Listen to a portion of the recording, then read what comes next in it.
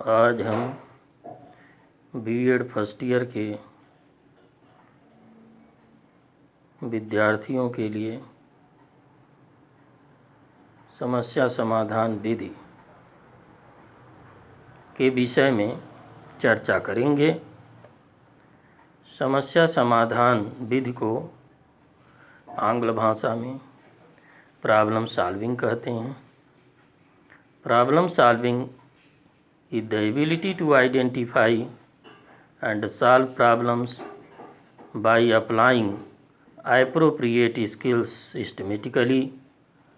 Problem solving is a process, an ongoing activity in which we take what we know to discover what we don't know. समस्या समाधान व्यवस्थित रूप से उचित कौशलों को लागू करके समस्याओं को पहचानने और हल करने की क्षमता है। समस्या को हल करना एक प्रक्रिया है जिसमें हम एक गतिविधि करते हैं जिससे हम वही जानते हैं जो हम नहीं जानते। यह विधि योजना विधि से पर्याप्त समानता रखती है। इन दोनों विधियों में अंतर इस बात का है कि योजना विधि में प्रायोगिक कार्य को महत्व प्रदान किया जाता है। यह प्रायोगिक कार्य एक वास्तविक स्थिति में संपन्न किया जाता है, जबकि समस्या विधि में मानसिक निष्कर्षों पर अधिक बल दिया जाता है। दूसरे शब्दों में कहा जा सकता है कि योजना विधि में शारीरिक एवं मानसिक दोनों प्रकार की क्रियाएं सन्निहित होती हैं, जबकि समस्या समाधान विधि में केवल मानसिक हल ही प्रदान किया जाता है। इस प्रकार समस्या विधि में किसी समस्या या प्रश्न को एक विशेष स्थिति में वैज्ञानिक ढंग से हल किया जाता है। अतः इस विधि की सबसे प्रमुख विशेषता मानसिक एवं आलोचनात्मक चिंतन है। नागरिक शास्त्र शिक्षण में इस विधि का महत्वपूर्ण स्थान है, क्योंकि इसका प्रमुख ध्येय बालकों को जीवन की वास्तविक समस्याओं से परिचित कराना है।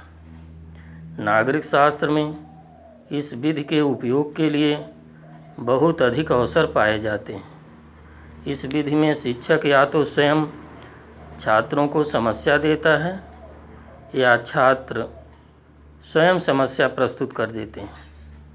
समस्या एक छात्र द्वारा भी प्रस्तुत की जा सकती है तथा कई छात्र उसको सामूहिक रूप से भी रख सकते हैं, परंतु इसके प्रयोग में इस बात पर बल दिया जाता है कि छात्र समस्या को अपनी समझकर हल करने के लिए तत्पर रहें।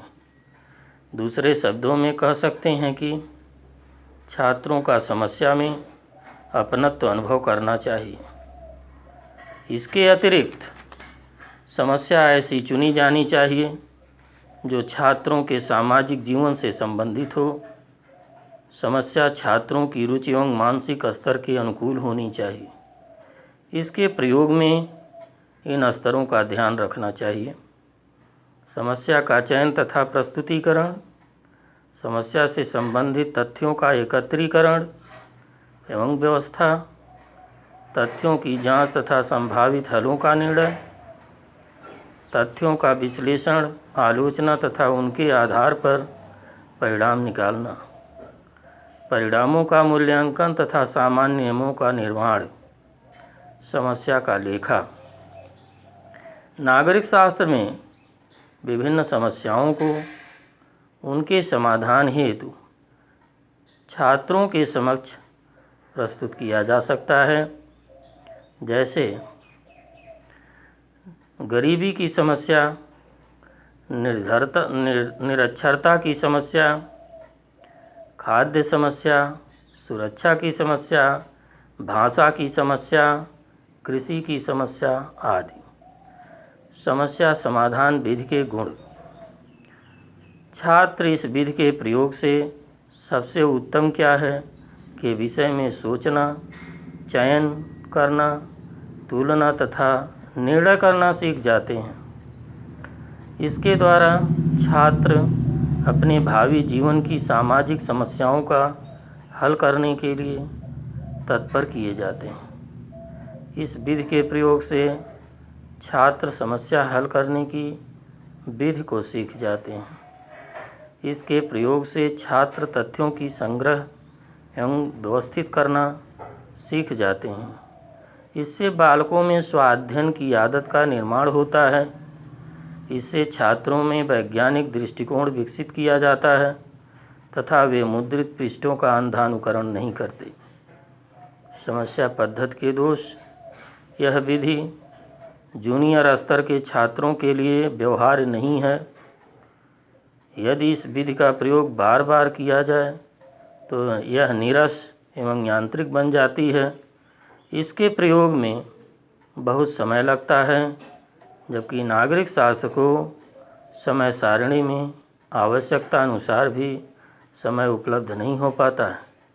इसमें सदैव संतोषजनक परिणाम प्राप्त नहीं हो पाते।